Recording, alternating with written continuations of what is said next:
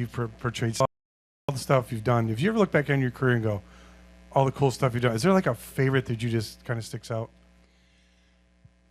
Uh, you know, I have mine. People on the street, have theirs.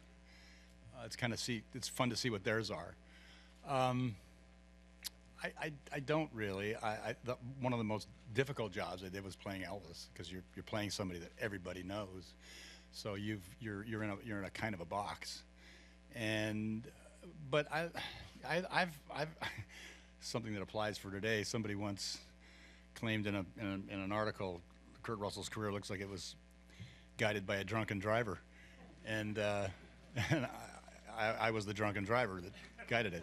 So I just wanted to play different characters in different genres, and I've been fortunate enough to be able to do that. And when you're doing that, you try to create some memorable characters and in movies that people really are going to have a good time watching. Now it's heavily it leans towards streamer work. They're doing some wonderful things, great writers, and kind of opening it up. I think one of the things about Monarch that's fun, like I said, it kind of has a big epic feel to it, and I think that's fun to bring to that venue. That's not the motion picture world. It's more of the television world.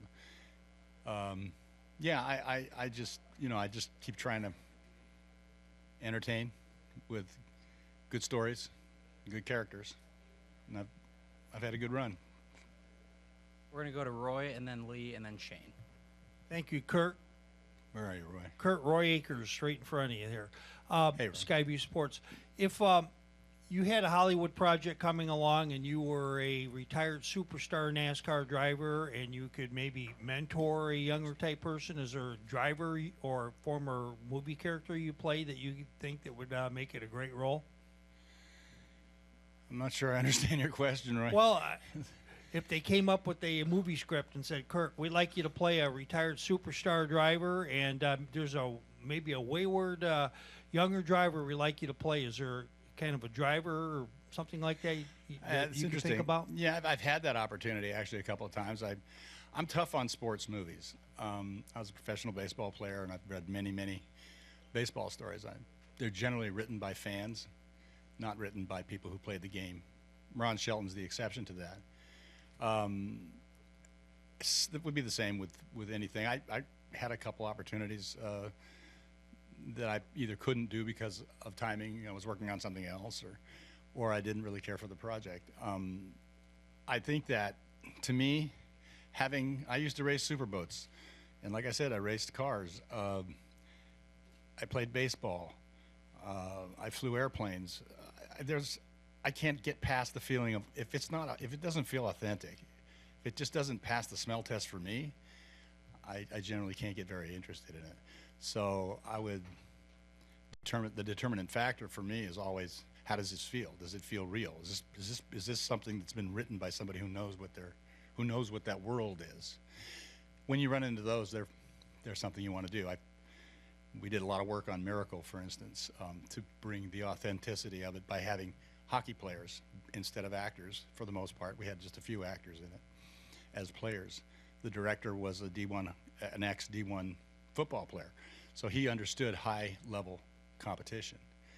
And I think that when you have somebody leading the way, a director or writers who have lived it, it has a tendency to have a lot more a feeling of authenticity, and I think that's important with sports movies that deal in any way with sports movies. So I'd point towards that. We're going to go to Lee, and then we'll go to Shane. Lee Spencer, Sirius XM NASCAR Radio and CatchFence.com. I'm intrigued by your quarter midget background because, certainly you have a need for speed. Have you ever gotten that out of your system? I don't have a need for speed. I like competition, and I love driving. I love flying. If it floats, flies, or runs on four wheels, I'm your boy. That's a world that I love. You want as much speed as you can get when you need it, but when you're racing, you need to race intelligently. You need to pace yourself. You need to know when to move, when not to move, and there's a lot of different factors involved there. Least of all, and probably most important, are the other are the other competitors that you're running against. I just think that's what catches me, is that feeling of, especially when you're running against the best. If you're running against really good people, whatever it is, you want to know how do you stack up? Can you win? I just find that endlessly fascinating. I'll be 75 next month, so my days of that are more appropriately spent as a pace car driver, right?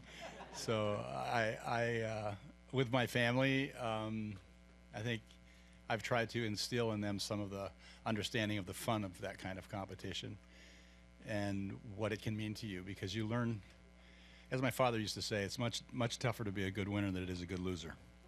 And when you run enough, in whatever the sport is, you learn to get back up after you've lost, try to get better. And when you win, be gracious.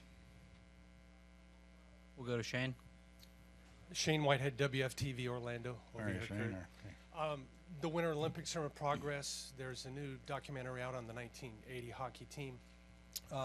Listening to some of the players, you really nailed Herb Brooks's persona. Did you get prep time with him? And the locker room speech, do you remember it? Wrote a lot of it. So it was an interesting thing, actually. Herb Brooks was alive when we made this movie. The original screenplay needed a lot of work, and he was sort of just a Simon Legree. He didn't really have anything at stake. I learned a lot about it from Herb. Met with Herb because he was coming to scout my son Wyatt, who was playing in British Columbia. He was going to be looking at him for possibly going to Minnesota, playing for the Gophers. And when I met Herb, I learned a lot about what was not there. There was very little there for the games. But Wyatt had a coach, Paul Fricker, goaltending coach, who helped me transfer a lot of my understanding of what it could be through my life in baseball, translated into hockey. When I met Herb, I realized we had a lot of work to do. So did the director, and we went to work. When we finished the movie, it was the only time I also kind of kept myself removed from the other actors, or in this case, the hockey players who were playing the actors. I didn't want them to get too close to me. I didn't want them to feel that way, because they didn't feel that way with Herb. And the nicest, or I don't know, for me, the best compliment I ever got as an actor, when we did the screening, the premiere, Herb's family was there, and the lights went down and the show came on, and about 3 minutes into the movie, this little voice came out from the audience, and he went, "Papa," and it was Herb's grandson. He was about 3 years old, I guess, and I knew then that I'd done something right. That was important to me, to get Herb right. As far as the speech is concerned, I had some information from Herb as to who he was. He was fascinated with how I understood so much, and I told him I played pro ball, and I just translated that with a hockey guy. Paul Fricker knew how to do that, so I had that great help. In the speech itself, I didn't want to violate Herb. I wanted to capture him, but didn't have the availability to do that. So I always figured that when the picture came out, if Herb saw it, I was either going to catch hell or whatever. And after it was over, and Herb had died before the movie came out. But a lot of the players came up and they said, "How did you the speech? How did you? It was almost verbatim." So I felt there was a little bit of a channeling understanding, of a person. My father, who was my main coach in baseball, he died while I was making Miracle, and I was on the ice, and I knew he was I knew he was in the throes of dying soon. And I saw the first assistant skating out onto the ice, and I wanted to save him the difficulty of how do you open this conversation. I said, "Did my dad die?" And he said, "Yeah." I said, "Okay." And he said, "What do you want to do?" I said, "I'm good. Give me 5 minutes." Last things my father had said to me was, I want to come down and see you, Dad." He said, "Why?" I said, "Because you're going to die, and I want to see you one more time before you leave." He said, "Oh, for Christ's sake, Wyatt's got a championship game to play. Stay there and watch the championship, you know." And I said, "I just want to see that." He said, if we haven't said everything we have to say to each other by now, we blew it." And I said, "You're right." So I stayed and watched the last conversation I had with him on the phone where he couldn't really speak back. I said, "Don't try to talk, Dad. I know you can understand me." And I said, "You know, we won. We won the championship." And his last words to me were, "One more fucking championship." And I said, "You know, they won." So when I was skating around and my dad had died, I suddenly realized, I had never thought of it, but I was playing